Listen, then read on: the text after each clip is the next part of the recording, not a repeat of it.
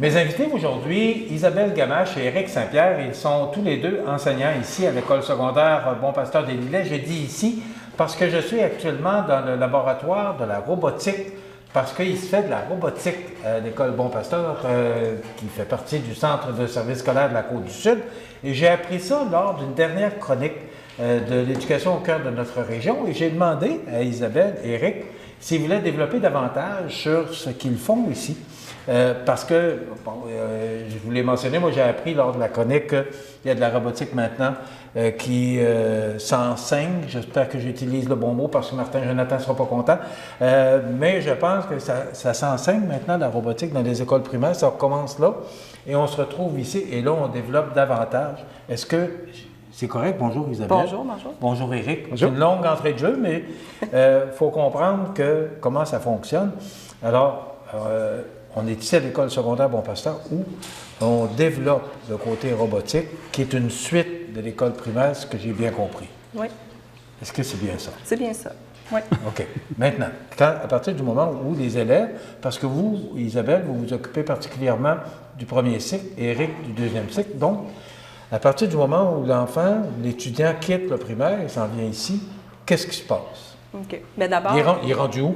Il est rendu où? Bien, en fait, là, au départ, quand on a commencé la robotique ici, il y avait quelques écoles primaires qui commençaient à en faire, je pense, ou peut-être même pas encore. Donc, c'est sûr qu'il y a des élèves qui étaient attirés plus par ça que d'autres parce qu'ils l'avaient vécu dans leurs écoles. Maintenant, c'est vécu un petit peu partout. Donc, on a un intérêt pour les élèves. Quand ils arrivent ici, en fait, nous, c'est en parascolaire. Donc, on va aller chercher des élèves qui ont un intérêt pour ça d'abord, qui s'inscrivent pour le parascolaire. Puis, ils s'en font en classe également. Donc, en classe en secondaire 1 avec M. Saint-Pierre. Moi, je fais de la programmation en mathématiques. Je n'ai pas les robots tout le temps non plus, mais je fais de la programmation en maths. Donc, ça rejoint ce qu'on fait en robotique aussi. Fait qu'il y a une continuité dans nos classes au secondaire avec ce qu'ils ont fait au primaire. Bon, là, ce qu'on voit ici, c'est quelques étudiants qui font ce qu'on voit là sur la table, mais tous les étudiants qui sont ici font quelque part de la robotique. Oui. C'est important d'expliquer comment ça se passe dans les classes. Bien, peut-être M. Saint-Pierre. En secondaire, j'ai la chance, Ouais. j'enseigne en secondaire 1 en sciences, et puis bien, tous mes élèves font de la robotique. Donc, je me garde 2 à 3 semaines dans l'année où on leur apprend vraiment comment programmer. Puis là, c'est tous les élèves qui le font. Donc, ils apprennent vraiment comment fonctionnent les robots, etc.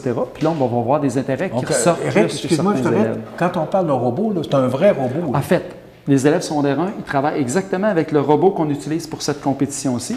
Donc, c'est un robot dans ce style.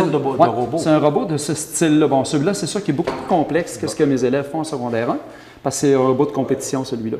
Mais la base, bon, c'est ce système-là qu'on utilise. Mais là, on leur apprend vraiment comment coder, comment concevoir les robots. Donc, vraiment, côté assemblage, puis ingénierie un petit peu en arrière. Puis, ils vont réussir à faire des missions avec ça. Donc, je lui donne des missions, ils doivent accomplir les missions. Puis ça, c'est dès le secondaire 1, mais c'est tous les élèves qui le font.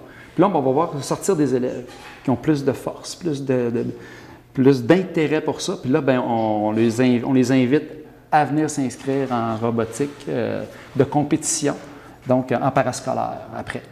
Puis, donc, c'est pas mal ça la base. Donc, ça part par là. Mais tous nos élèves en font en secondaire 1 présent. Ouais. OK. Mathis, c'est quoi ton nom? Mathilde.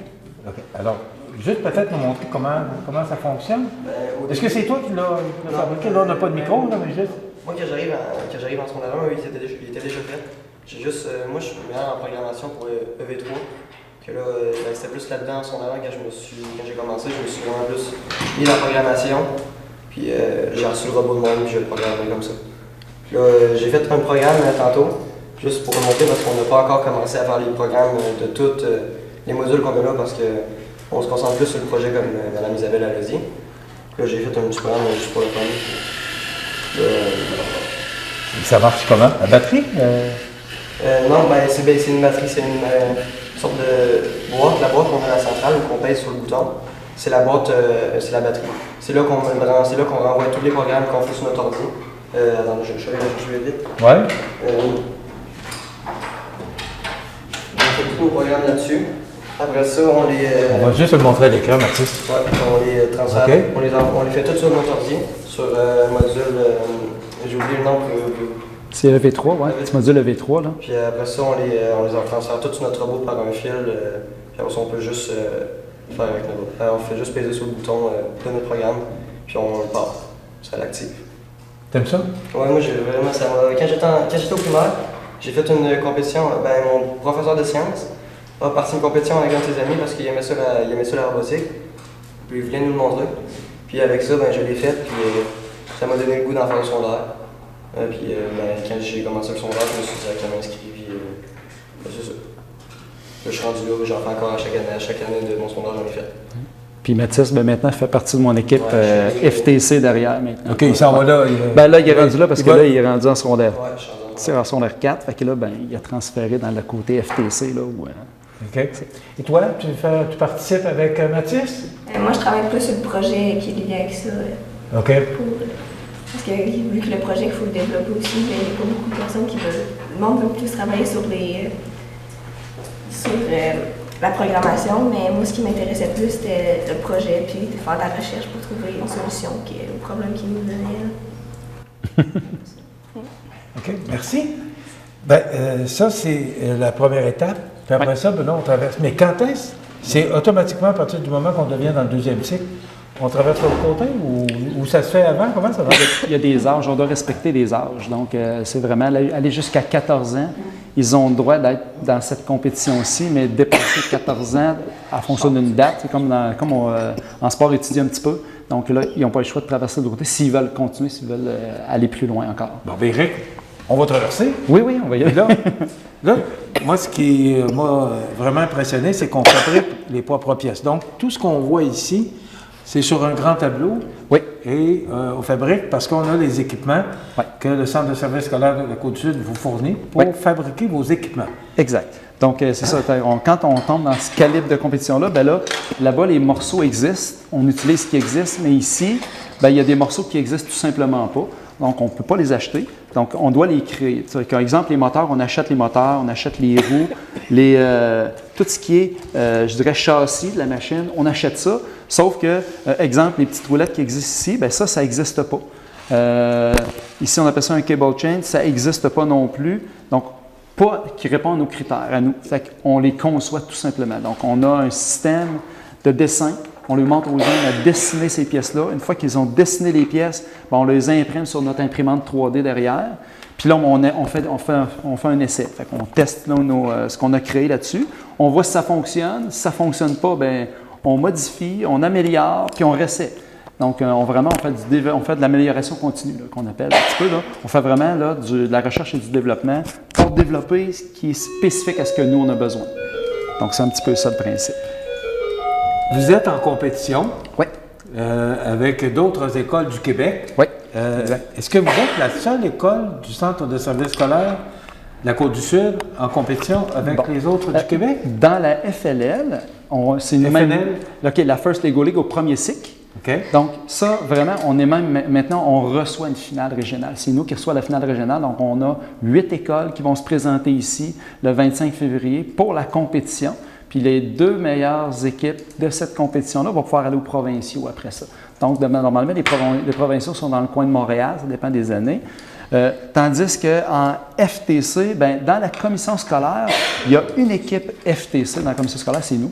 Il n'y en a pas d'autres. Il y a une équipe FRC à Saint-Charles qui fabrique des robots dans le même style que nous. Là, le gros est encore plus gros en FRC. Mais en FTC, on est les seuls dans la commission scolaire présentement.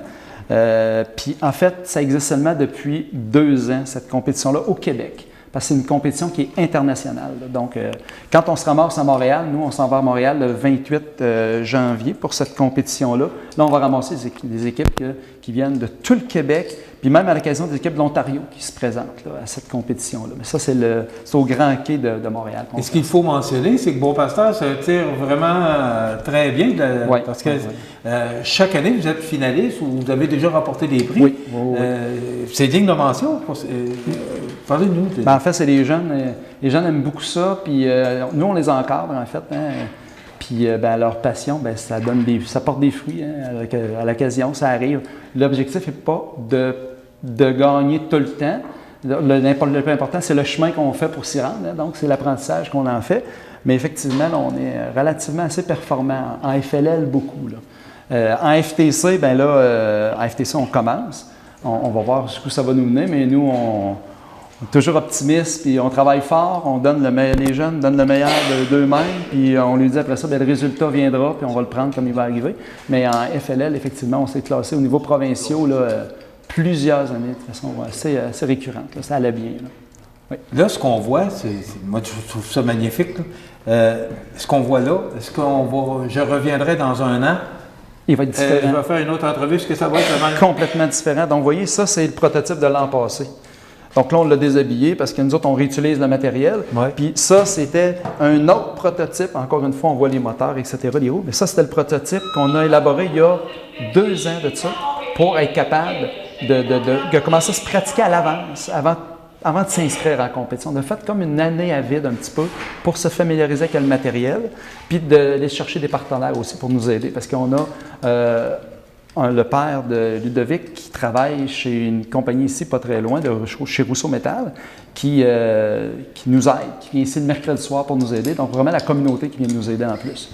Puis ça n'existerait pas si les compagnies autour n'avaient pas accepté de nous aider dans le financement de tout ça, parce que ça coûte quand même assez cher s'installer tout ce système-là. C'est que vous fabriquez vos propres équipements. Là. Je comprends aussi que vous allez chercher chez des fournisseurs, mais ça vous prend d'équipements pour faire d'équipements. Alors, c'est le centre de service scolaire de la Côte-du-Sud qui répond. C'est quoi vous faites le centre de service, l'année prochaine, on va faire tel modèle. Puis... Oui, c'est le centre de service qui nous aide beaucoup à acheter les machines. Par contre, tout ça ici, là, ça, c'est beaucoup des dons des compagnies qui nous donnent des sous pour nous aider à acheter le matériel puis que ça fonctionne, comme de raison. Là. Puis aussi, il y a des sous qui viennent beaucoup des autres compétitions. Quand on va en compétition, des fois, on ramasse des petites bourses. Ça nous aide à faire fonctionner le programme pour que les jeunes puissent en profiter. Hein. Ouais. Est-ce que, comme professeur, vous ressentez les effets de ça? Est-ce que les étudiants, oui, je vois ceux-là qui sont vraiment sur la motivation, je pense. Je parle de l'ensemble des étudiants, répond comment? C'est pas tous les élèves qui vont accrocher à ça, parce que c'est assez niché comme projet. Oui, mais, effectivement, puis je regardais le paquet de films. Oui, c'est ça, mais par contre, c'est super formateur pour les jeunes. C'est beaucoup sur le côté motivation, puis ça sert aussi beaucoup à leur dire, peut-être que j'aimerais faire ce travail-là plus tard dans la vie, puis, donc c'est ça l'objectif un peu, hein. On s'en sert beaucoup, nous autres, pour leur faire découvrir ce qui se passe des entreprises, puis de leur montrer, regarde, ça existe, là, puis tu peux faire ça si tu as le goût de faire ça, puis tu aimes faire ça. Là. Mais vous, comme enseignant, il faut que vous ayez une certaine formation pour ça aussi, parce que je vois vos yeux brillent quand vous parlez de robotique. Là. Vous êtes un professeur en sciences, mais vous avez vous aussi une formation?